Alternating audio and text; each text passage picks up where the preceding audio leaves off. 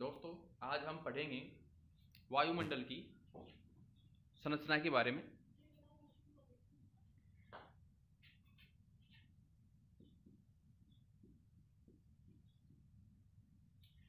वायुमंडल क्या होता है, सबसे पहले उसकी परिभाषा के बारे में जानना आवश्यक है। वायुमंडल एक गैसों का आवरण है।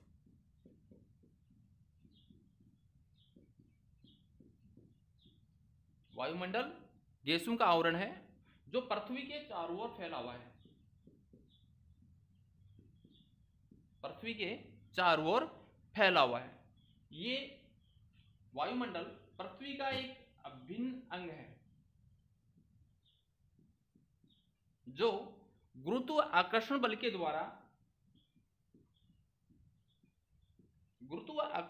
के द्वारा पृथ्वी से जुड़ा हुआ है। इस प्रकार हम कह सकते हैं कि पृथ्वी के चारों ओर फैले हुए गैसीय आवरण को ही वायुमंडल कहते हैं। पृथ्वी के चारों ओर फैले हुए गैसीय आवरण को ही वायुमंडल कहा जाता है। इसमें जलवायु वैज्ञानिक किचफ्रीड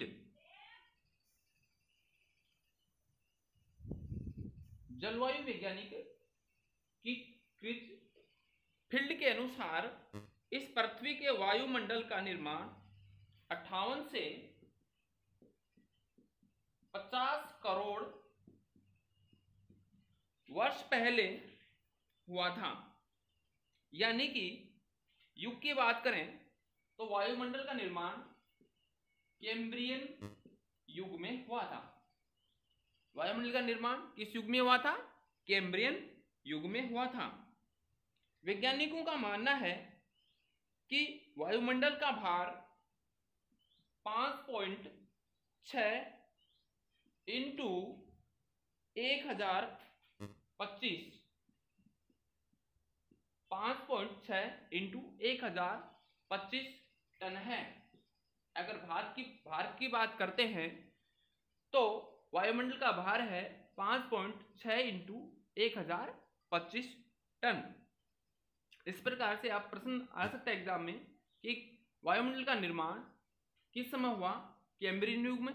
इसका भार है 5.6 इंटू 1025 टन। अर्थात ये पृथ्वी के भार के संदर्भ में, अगर वायुमंडल में का 99% भाग, वायुमंडल का 99% भाग 32 किलोमीटर की ऊंचाई तक पाया जाता है। 99% भाग कितनी ऊंचाई तक पाया जाता है? 32 किलोमीटर की ऊंचाई तक पाया जाता है। आपको याद रखना है, ध्यान रखना है कि अधिकांश जो वायुमंडल है वो पृथ्वी के निकट है और यानी 32 किलोमीटर की ऊंचाई तक वायुमंडल का 99% भाग कवर हो जाता है। वायुमंडल का संगठन, वायुमंडल का निर्माण कौन कौन सी गैसों से या किस किस पदार्थों से, कणों से कैसे हुआ है? तो सामान्य रूप से अगर देखा जाए तो वायुमंडल का निर्माण गैस, धूलकण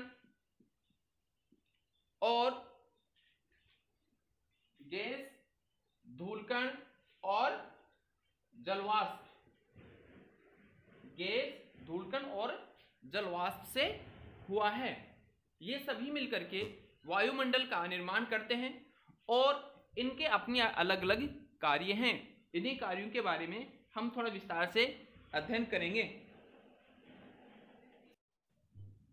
वायुमंडल का संगठन में यहां देखिए, नाइट्रोजन सबसे अधिक मात्रा में पाई जाती है। ऑक्सीजन उसके बाद दूसरे नंबर पर है।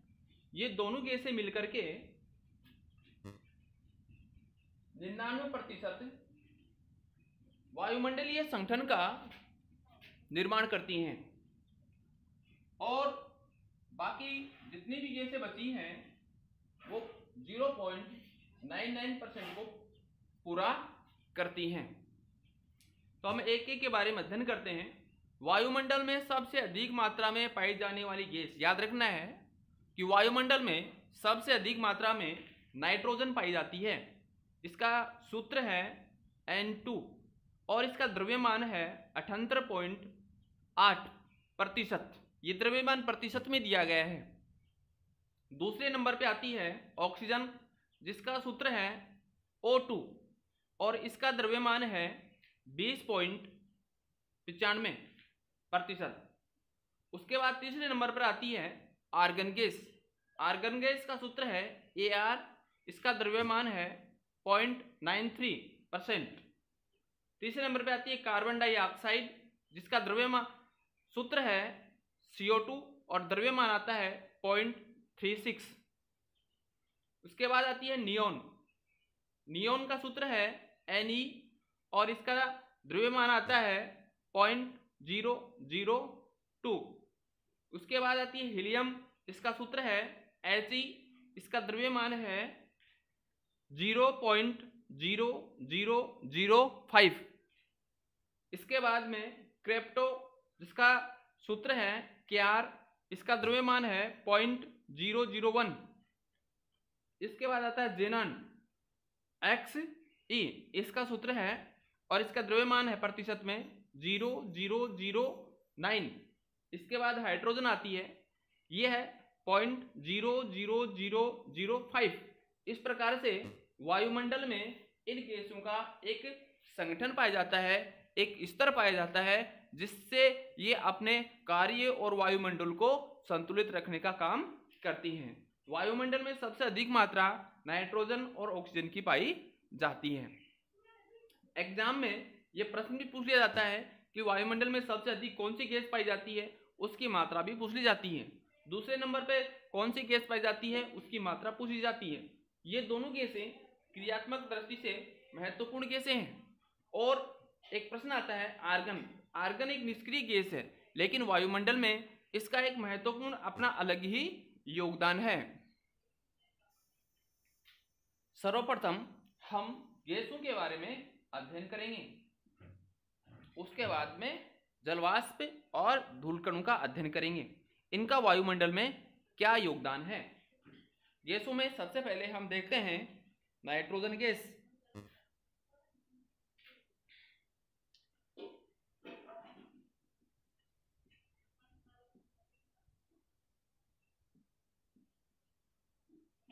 जैसा कि मैंने आपको बताया है कि नाइट्रोजन गैस की मात्रा वायुमंडल में 78% पाई जाती है। इसको राउंड फिगर में याद रखते हैं, 78% इस गैस की मात्रा पाई जाती है। ये नाइट्रोजन गैस जैविक दृष्टि से महत्वपूर्ण है। जैविक दृष्टि से महत्वपूर्ण है। इसकी इतनी अधिक मात्रा होने के बावजूद भी जीव जंतु, पेड़ पौधे, मानव इसको प्रत्यक्ष रूप से ग्रहण नहीं कर पाते हैं। ये मृदा में नाइट्रेट के रूप में उपस्थित रहती है। यह मृदा में नाइट्रेट के रूप में उपस्थित रहती है, जिससे पौधे इसे ग्रहण करते हैं। किसके रूप में ग्रहण करते हैं? नाइट्रेट के रूप में। यहां प्रश्न बनता है कि नाइट्रोजन कितने प्रतिशत है? 78%। यह क्या नाइट्रोजन को पौधे सीधे ग्रहण करते हैं? नहीं। किस रूप में ग्रहण करते हैं? यह नाइट्रेट के रूप में ग्रहण किया जाता है। दूसरी महत्वपूर्ण बात यह है कि यह अग्नि पर नियंत्रण रखती है। नाइट्रोजन गैस वस्तुओं को तेजी से जलने से बचाती है। नाइट्रोजन गैस वस्तुओं को तेजी से जलने से बचाती है, क्योंकि यह ऑक्सीजन की, आप जानते हैं कि ऑक्सीजन है वो वस्तुओं को जलाती है, लेकिन नाइट्रोजन उसके ऊपर नियंत्रण रखती है। दूसरी बात यह है कि नाइट्रोजन की उपस्थिति के कारण से ही वायुदाब को शक्ति मिलती है। प्रकाश में परावर्तन होता है। प्रकाश में परावर्तन, वायुदाब को शक्ति मिलती है नाइट्रोजन के कारण से, और प्रकाश में परावर्तन की क्रिया संपन्न होती है। इस प्रकार से वायुमंडल में नाइट्रोजन का एक महत्वपूर्ण योगदान है। इसके बाद हम नेक्स्ट गैस पढ़ते हैं ऑक्सीजन। ऑक्सीजन की मात्रा वायुमंडल में 20.9% आपको बताया था। यह एक जीवनदायिनी प्राणदायिनी गैस है।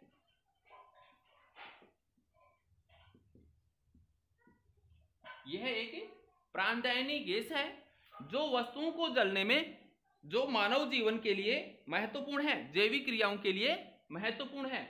तीसरा इसका जो विशेष गुण है, इस गैस की उपस्थिति के कारण से ही वस्तुएं जलती हैं। ऑक्सीजन की उपस्थिति के कारण से ही वस्तुएं जलती हैं। ये एक भारी गैस है जो वायुमंडल की सतह पर विद्यमान है। इसकी अगर ऊंचाई की बात करें वायुमंडल में, तो ये 120 किलोमीटर की ऊंचाई तक पाई जाती है। ऑक्सीजन गैस वायुमंडल में 120 किलोमीटर की ऊंचाई तक पाई जाती है। इसके बाद हम पढ़ते हैं carbon dioxide gas. Carbon dioxide की मात्रा 0.36% पाई जाती है। इसका द्रव्यमान प्रतिशत में जो बताया था मैंने आपको, यह भी एक भारी गैस है जो वायुमंडल में 90 किलोमीटर की ऊंचाई तक पाई जाती है। कार्बन डाइऑक्साइड गैस कितने किलोमीटर ऊंचाई तक पाई जाती है? 90 किलोमीटर की ऊंचाई तक पाई जाती है। अगली इसकी महत्वपूर्ण बात यह है कि ये सौर विकिरण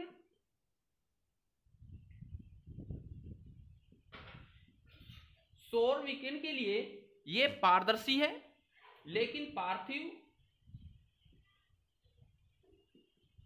पार्थिव विकिरण के लिए ये अपारदर्शी है। अर्थात सौर विकिरण का मतलब हो गया लघु तरंग, और पार्थिव विकिरण का मतलब हो गया दीर्घ तरंग।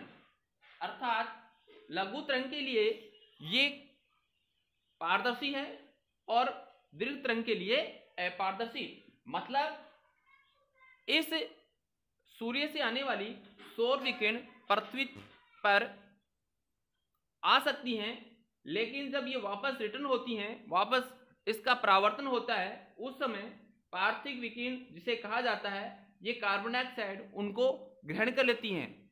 अर्थात कहने का तात्पर्य ये है कि जब सौर किरणें धरातल में पहुंचती हैं तो कार्बन डाइऑक्साइड उनको ग्रहण नहीं कर पाती है, क्योंकि वो लघु तरंगें होती हैं। लेकिन जब ये पृथ्वी से निकलती हैं तब कार्बन डाइऑक्साइड गैस इन तरंगों का अवशोषण कर लेती है और तापमान को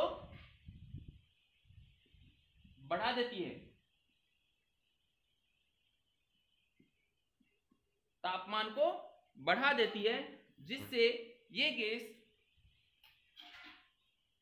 वायुमंडलीय तापमान में वृद्धि कर देती है, जो एक ग्रीन हाउस के लिए जिम्मेदार होती हैं। जो ये ग्रीन हाउस के लिए जिम्मेदार होती हैं। नेक्स्ट इसका महत्वपूर्ण बिंदु यह है कि यह गैस वनस्पति के लिए बहुत उपयोगी है। प्रकाश संश्लेषण क्रिया से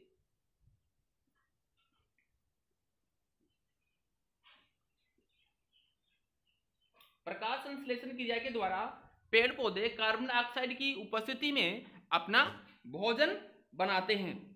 तो एक बार फिर से बता देता हूं, ये भारी गैस है जो 90 किलोमीटर की ऊंचाई तक पाई जाती है। ये सौर विकिरण के लिए पारदर्शी है और पार्थिव विकिरण के लिए अपारदर्शी है।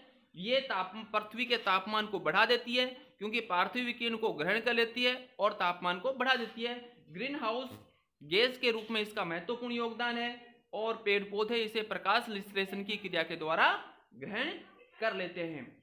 तो इसमें एक क्वेश्चन आपको याद रखना है कि ग्रीन हाउस को बढ़ाने में किस गैस का योगदान है? कार्बन डाइऑक्साइड गैस का है। यह कौन सी तरंगों का अवशोषण करती है? दीर्घ तरंगों यानी पार्थिव विकिरण का अवशोषण करती है। इसकी ऊंचाई कितनी पाई जाती है? 90 किलोमीटर तक पाई जाती है। पेड़ पौधे इसको प्रकाश संश्लेषण की क्रिया में अपना योगदान देते हैं।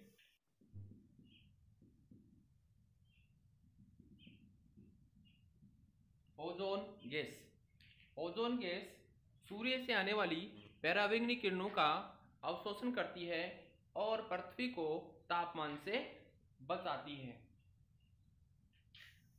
अगला बिंदु है अपना जलवाष्प। जलवाष्प वायुमंडल का एक महत्वपूर्ण घटक है। यह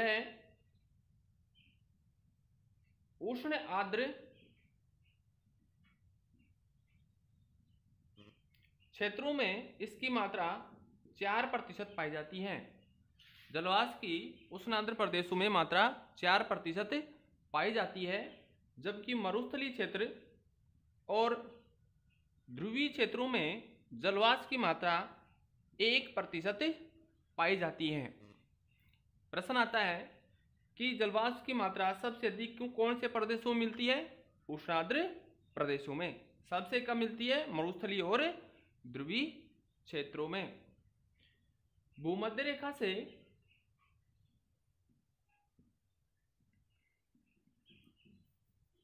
यदि ध्रुवों की ओर जाते हैं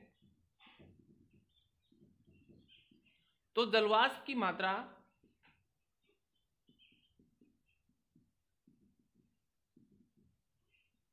कम हो जाती है। भूमध्य रेखा से ध्रुवों की ओर जाने पर जलवाष्प की मात्रा कम हो जाती है। इसी प्रकार से समुद्र तल से ऊंचाई की ओर जाने पर जलवाष्प की मात्रा कम हो जाती है। ध्यान रखना है, समुद्र तल से ऊंचाई की ओर जाने पर जलवाष्प की मात्रा कम हो जाती है। भूमध्य रेखा यानी विषुवत रेखा से ऊंचाई की ओर जाने पर जलवाष्प की मात्रा कम हो जाती है। जलवाष्प का 90% भाग, जलवाष्प का 90% जो भाग है वो 8 किलोमीटर की ऊंचाई तक पाया जाता है। कि जलवाष्प की उपस्थिति के कारण ही इस वायुमंडल में आर्द्रता बनी रहती है, वर्षा होती है, आंधी तूफान आते हैं, वायुदाब में परिवर्तन होते हैं। इसके बाद धूलकण। धूलकण भी वायुमंडल के महत्वपूर्ण घटक हैं। धूलकण को एरोसोल भी कहा जाता है। धूलकण को क्या बोलते हैं? एरोसोल कहा जाता है। धूलकणों के अंतर्गत क्या क्या आता है? सबसे पहले ये चीज जाननी जरूरी है कि हम धूलकण में किस किस चीज को शामिल करते हैं। धूलकण के अंदर देखिए, समुद्री नमक, मृदा कण अर्थात मिट्टी के कण, धुएं की कालिमा,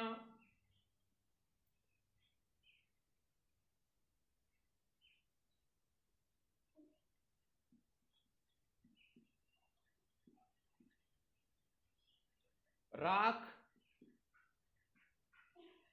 पराग, उल्काकण,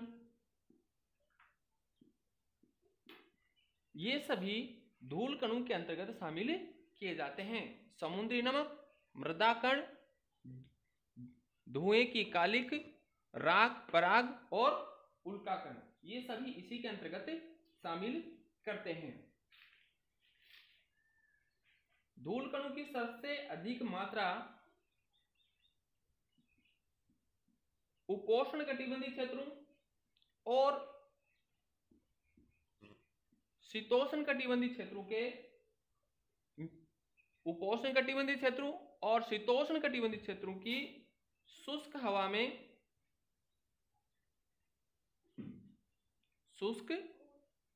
में पाई जाती है। याद रखना है कि धूलकणों की सबसे अधिक मात्रा कहाँ मिलती है? उपोष्ण कटिबंधीय और शीतोष्ण कटिबंधीय की शुष्क हवा में धूलकणों की सबसे अधिक मात्रा पाई जाती है। धूलकणों का सबसे महत्वपूर्ण उपयोग क्या है? धूलकण आर्द्रताग्राही का कार्य करते हैं।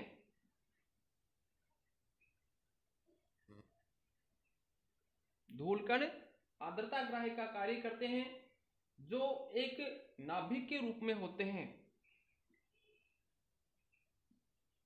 धूलकण आर्द्रताग्राही नाभिक के रूप में कार्य करते हैं, यानी कि प्रत्येक धूल कण के चारों ओर जलवाष्प एकत्रित हो जाती है, इकट्ठी हो जाती है और वो जल की बूंद में बन करके धरातल पे वर्षा के रूप में पहुंचती है। इस तरीके से धूल कण वर्षा कराने में अपना महत्वपूर्ण योगदान देते हैं। इसके बाद आप देखते हैं कि हमें आकाश का रंग नीला दिखाई देता है। सूर्योदय सूर्यास्त के समय हमें अलग अलग प्रकार के रंग दिखाई देते हैं। तो ये सारे कारण किसके कारण होते हैं? इन्हीं धूल कणों के कारण। इनमें सूर्य किरणों का वर्णनात्मक प्रकीर्णन हो जाता है, वर्णनात्मक प्रकीर्णन हो जाता है, जिसके कारण से सूर्य की किरणों का रंग हमें, सूर्य की किरणों के कारण से हमें वर्णनात्मक प्रकीर्णन की प्रक्रिया नजर आती है। सूर्योदय और सूर्यास्त के समय, सूर्योदय और सूर्यास्त के समय हमें जो लालिमा दिखाई देती है वो किसके कारण है? धूल कणों के कारण है। धूल कणों के कारण से सूर्य किरणें वर्णनात्मक प्रकीर्णन हो जाता है, जिसलिए हमें सूर्योदय और सूर्यास्त के समय आकाश का रंग में परिवर्तन नजर आता है। आकाश का रंग नीला क्यों दिखाई देता है? प्रकीर्णन के कारण, वर्णनात्मक प्रकीर्णन के कारण आकाश का रंग हमें नीला दिखाई देता है। तो आपको याद रखना है, क्वेश्चन आता है, बहुत सी परीक्षाओं में आ चुका है कि आकाश का रंग नीला क्यों दिखाई देता है, सूर्योदय और सूर्यास्त के समय जो लालिमा दिखाई देती है उसके पीछे क्या कारण है। तो आपको कहाँ पर क्लिक करना है? वर्णनात्मक प्रकीर्णन पर क्लिक करना है। तो इस प्रकार से धूलकण हमारे वायुमंडल में अपना महत्वपूर्ण योगदान देते हैं। याद रखना है कि आर्द्रताग्राही नाभिक का काम करते हैं और जिससे वर्षा हो पाती है। तो ये प्रश्नों को आप अच्छी तरीके से याद रखना है।